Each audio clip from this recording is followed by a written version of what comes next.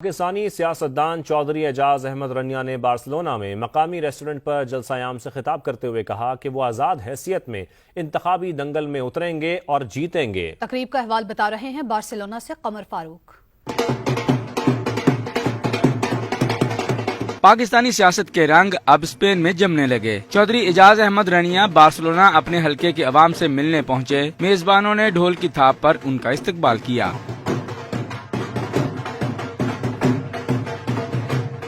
تقریب کے شرکاء سے گفتگو کرتے ہوئے چودھری اعجاز احمد رنیا، میزبان چودھری جاوید آف چیچیاں والے، خالد شہباز چوہان، اہل علاقہ اور قریبی افراد نے کہا کہ پاکستان کو اتنا خطرہ باہر سے نہیں جتنا اندر سے ہے۔ ملکی حالات بھی مد نظر ہیں۔ اپنے تمام دوست احباب اور اہل علاقہ سے 8 فروری کو انتخابات میں ووٹ دینے کی اپیل کرتا ہوں۔ الیکشن کا آغاز جو ہے وہ یورپ سے کیا ہے۔ انشاءاللہ اللہ کے فضل و کرم سے میرے ادھر بہت زیادہ دوست بھائی عزیز ہیں، وہ میرے ساتھی بھی ہیں، میرے عزیز بھی ہیں، انہیں سے مدد مانگنے کے لیے میں یہاں آیا ہوں، اور انشاءاللہ وہ میرے ہر طرح کی مدد بھی کریں گے۔ انشاءاللہ اللہ کے فضل و کرم سے ہم الیکشن جیتیں گے۔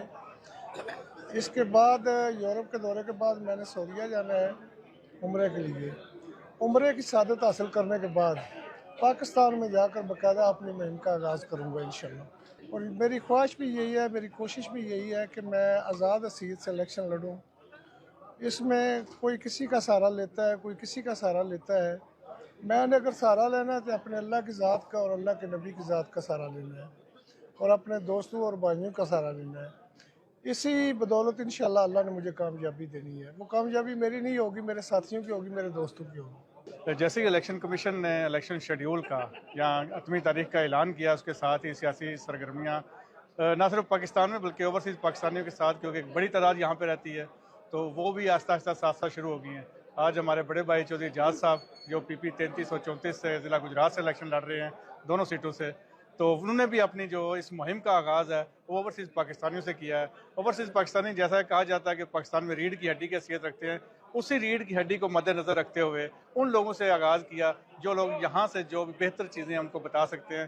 تو آج کا کامیاب جلسہ ہوا جس میں بارسلونا کی ساری کمیونٹی کا شکریہ بھی ادا کرتا ہوں، اور انشاءاللہ امید کرتا ہوں کہ ہم دونوں حلقوں سے ہمارے امیدوار کامیاب ہوں۔ 8 فروری کو اعلان ہو گیا ہے الیکشن کا، تو ہمیں تمام اوورسیز سے اپیل کرتا ہوں کہ اس میں بھرپور شرکت کریں، اپنے ملک کے لیے، اپنے زمین وطن کے لیے ووٹ ڈالیں اور اپنے کینڈیڈیٹ کو کامیاب کریں۔ یہاں پر آج جو اعجاز صاحب آئے ہیں، ہم ان کو دل کے تہ گہرائیوں سے خوش آمدید کہتے ہیں۔ بارسلونا کی کمیونٹی نے ساڈا بہت اچھا ویلکم کیا ہے، اور اپنا چودھری اعجاز احمد رنیا حلقہ 33 اور 34 تو الیکشن لڑن گے، آزاد الیکشن لڑن گے، اور جناب ساڈا تقریباً ناروے اور اٹلی بڑا استقبال ہو رہا ہے، بارسلونا اس تو ود گیا ہے۔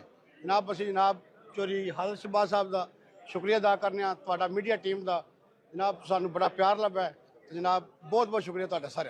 ایک ہمارے بھائی ہیں پاکستان سے چودھری اعجاز صاحب رنیا سے، وہ ایم پی کے امیدوار ہیں یہاں پر، اور ان کے استقبال میں ہم نے یہاں پر جلسہ کیا تھا۔